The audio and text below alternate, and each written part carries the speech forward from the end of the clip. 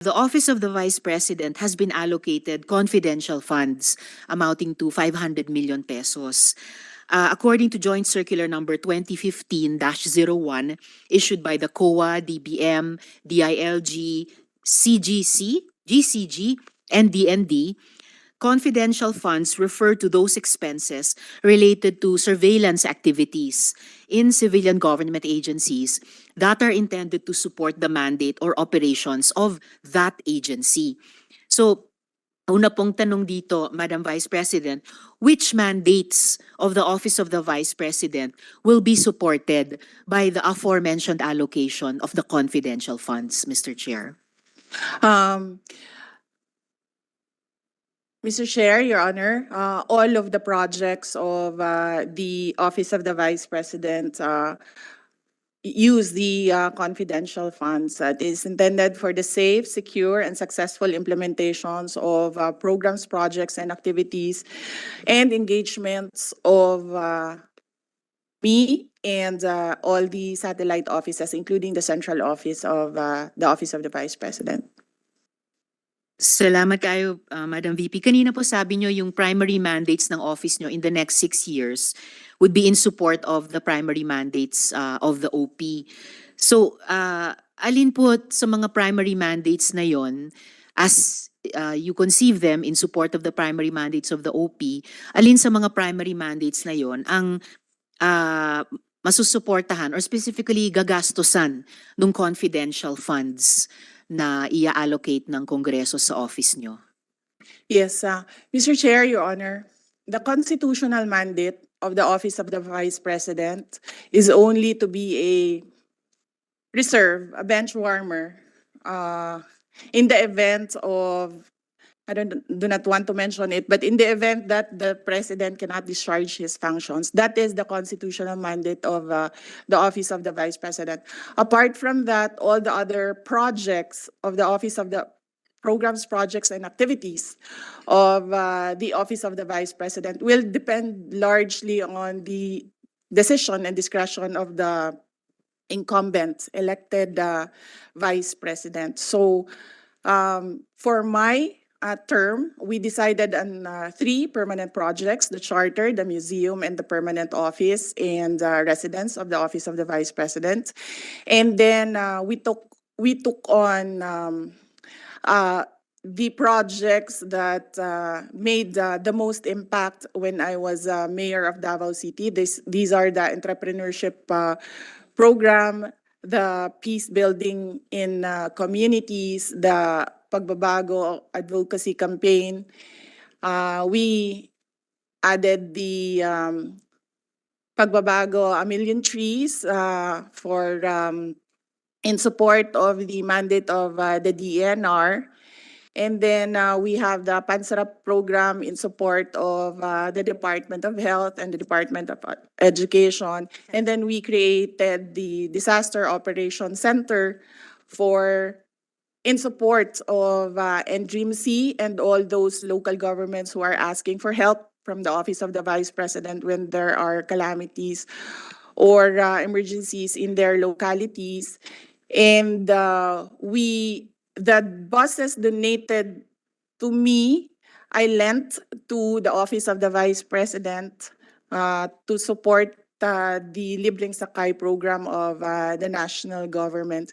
In addition to that, I discharge the functions and the duties of the Secretary of the Department of Education.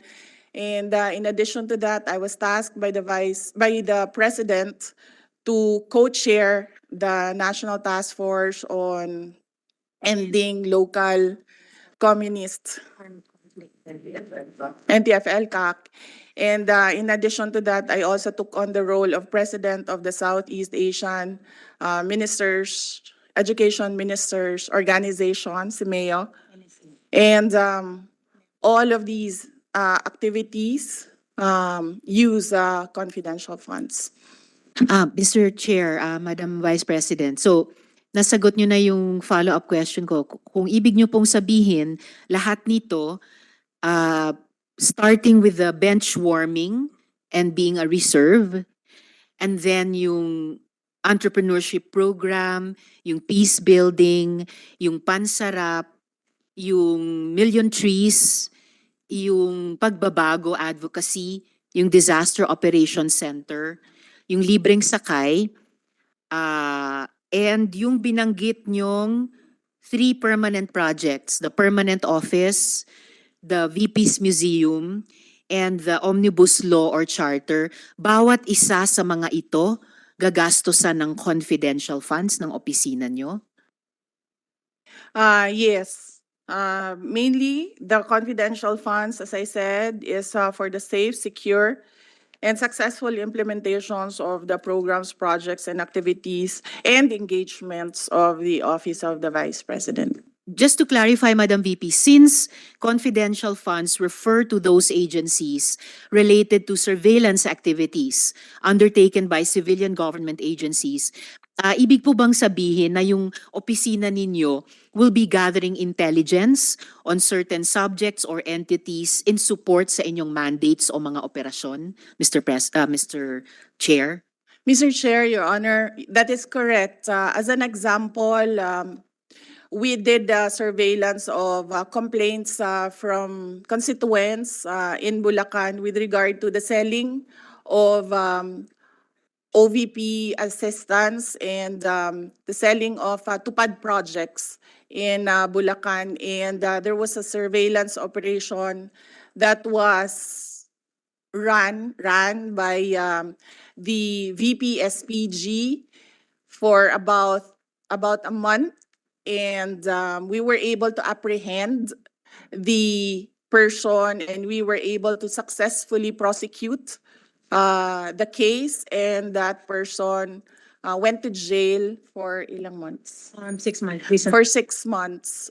So that is an example of the surveillance activities that is conducted by the VP SPG for the projects and activities of the Office of the Vice President. It was in Bulacan. Salamat kaayo, Madam VP. I ask this because the National Intelligence Coordinating Agency was established to direct, coordinate, and integrate national intelligence activities. And this includes the collation of intelligence gathered from various sources. So we'd like more information as to the intelligence operations of the OVP. Sa aling mga sources maggagather ng impormasyon yung OVP? Kukuha ba kayo ng intelligence mula sa ating mga existing intelligence services tulad ng NICA o tulad ng DND at PNP?